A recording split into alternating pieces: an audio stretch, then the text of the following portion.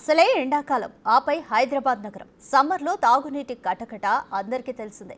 ఈ టైంలో తాగాల్సిన ఎంతో విలువైన నీటితో బైక్ క్లీనింగ్ చేస్తే ఇలా ఎవరైనా చేస్తే చూస్తూ ఊరుకోమంటూ సదరు బైక్ క్లీనర్కి జరిమానా విధించింది హైదరాబాద్ వాటర్ బోర్డ్.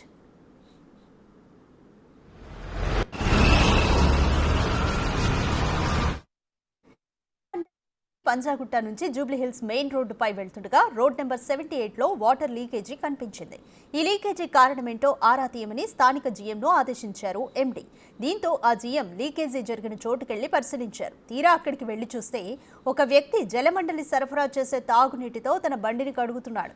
ఇదే విషయం ఎండీకి వివరించాడు జీఎం. దీంతో ఆగ్రహం వ్యక్తం చేసిన ఎండీ తాగునీటిని ఇలాంటి అవసరాలకు ఉపయోగించొద్దని చెప్పారు. అంతేకాదు అతడికి నోటీస్ ఇచ్చి జరిమానా వేయాలని జనరల్ మేనేజర్కి ఆదేశించారు.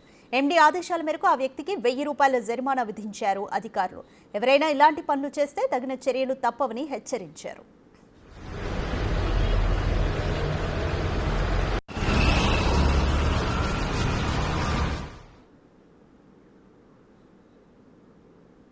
ఎన్నో వ్యయ ప్రయాసల కోర్చి సుదూర ప్రాంతాల నుంచి నీటిని శుద్ధి చేసి సరఫరా చేస్తోంది జలమండలి. కాబట్టి వృధా చేయకుండా వాటిని తాగునీటి అవసరాలకు మాత్రమే ఉపయోగించాలని కోరుతోంది.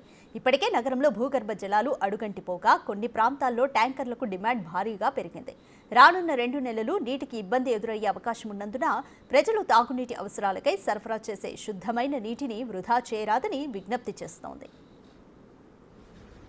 జలమండలి జీహెచ్ఎంసీ ఓఆర్ఆర్ పరిధిలో 13.7 లక్షల నీటి కనెక్షన్లు ఉండగా ప్రతిరోజు 550 ఎంజీడీల నీటిని నగర ప్రజలకు సరఫరా చేస్తోంది.